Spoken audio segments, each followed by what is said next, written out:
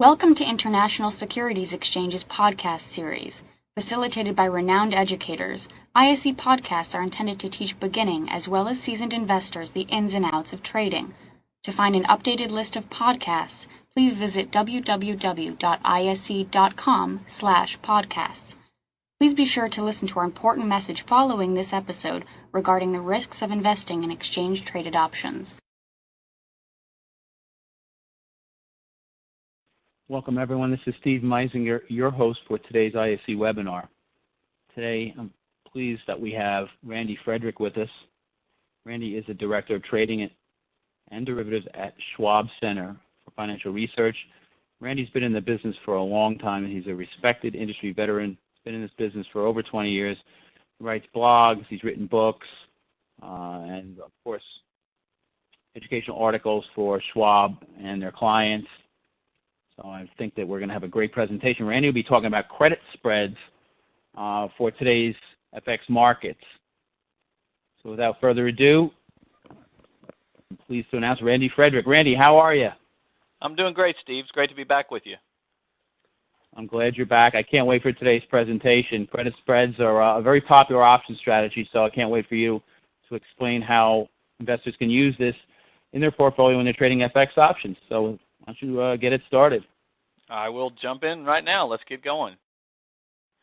All right. Thank you, everyone, for joining us. I hope you'll find today's presentation useful. Hopefully, if you can just get a couple of new ideas or a couple of tips or just learn a couple of pieces of information that you didn't have prior to when you joined, then hopefully Steve and I have accomplished our goal. I won't go through my title. Steve already covered all that. I need to start out with a little bit of a disclaimer. As many of you probably know, options have an element of risk involved, and I think that's true of any investment, but the risks involved in trading options is unique. It's different. Options are far, far more complex than equities trading. That makes them more challenging, but it also makes them infinitely more interesting, which is why I've devoted virtually my entire career, going on 21, almost 22 years now, to options, because I just find them a lot more interesting. The examples I'm going to give you, we won't talk a lot about commissions, we won't talk a lot about interest charges, trading on margin, those sorts of things, but those are all things that are important. You need to know about those things. There's a booklet called Characteristics and Risks of Standardized Options that's published by the Options Clearing Corp that's available from the ISE, from Schwab, on the website of the ISE or any of the options exchanges, the Options Clearing Corp website, a lot of places. If you signed up and are approved to trade options at a broker-dealer, chances are pretty good you were provided a link to this document, or actually even a physical copy of this document, depending upon when you set your account up.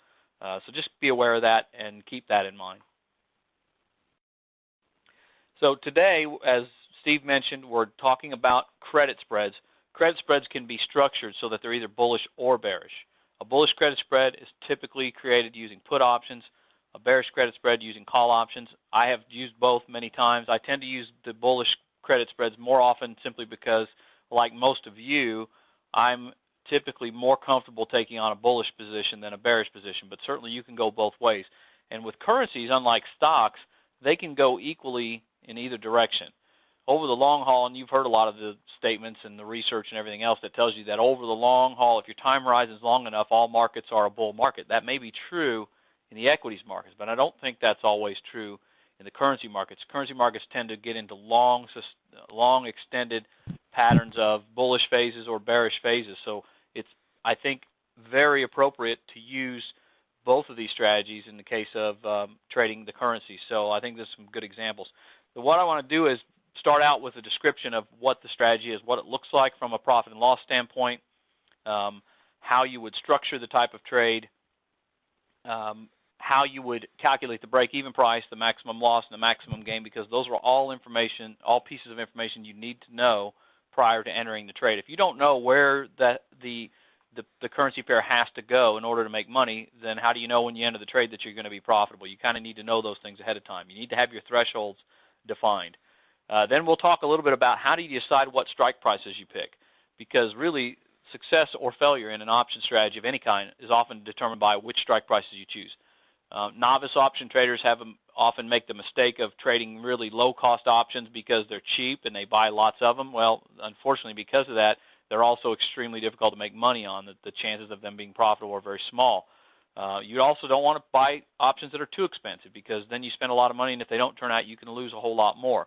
With spreads, it's a little different because you've got both a long option and a short option, and the two tend to neutralize each other for a lot of things like volatility and costs. Although there is a cost, it's typically cheaper than trading a straight-up long option or a straight-up naked. And in fact, credit spreads are typically used as very good alternatives to actually trading naked options. So we're going to actually do a comparison a little bit on some of these on a credit spread to actually a naked, and you can kind of see the difference and why it may make sense to do a spread versus a naked, because the risks are frankly diminished significantly, whereas the cost doesn't really go up that much, or the potential to make a profit doesn't really get reduced all that much.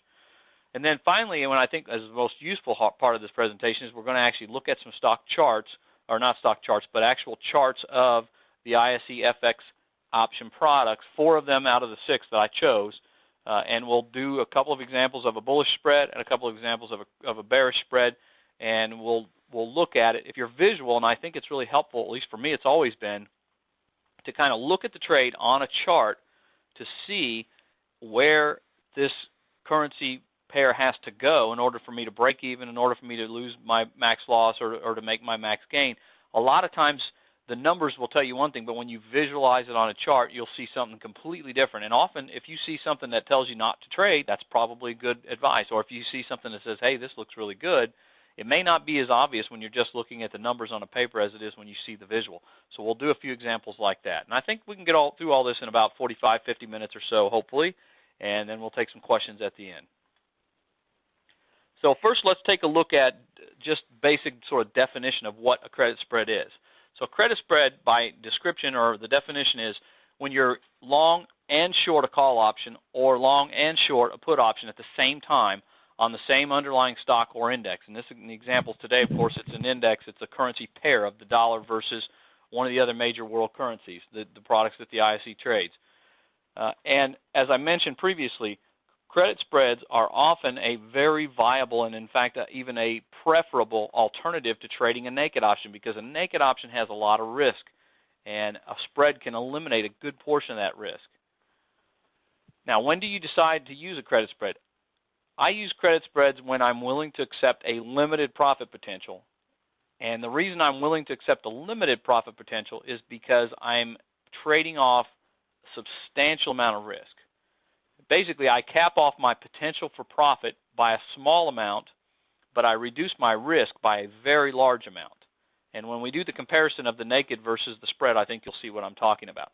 Now, if you look at the little pictures on this slide, these are standard profit and loss charts. As you can see, the stock price, or in this case, the index price, is located on the bottom. Lower price to the left, higher price to the right. And in this case, because the ISE product is dollar denominated, we're talking about the dollar relative to the other currencies. So if the dollar gains value relative to one of the other currencies, that's a movement to the right on the profit and loss chart. And if the dollar loses value, then that's a movement to the left. On the y-axis is the profit and loss, and the black line in the center is your zero line. So if you look on the left side here, this is the bullish strategy, which is created using 2 put options.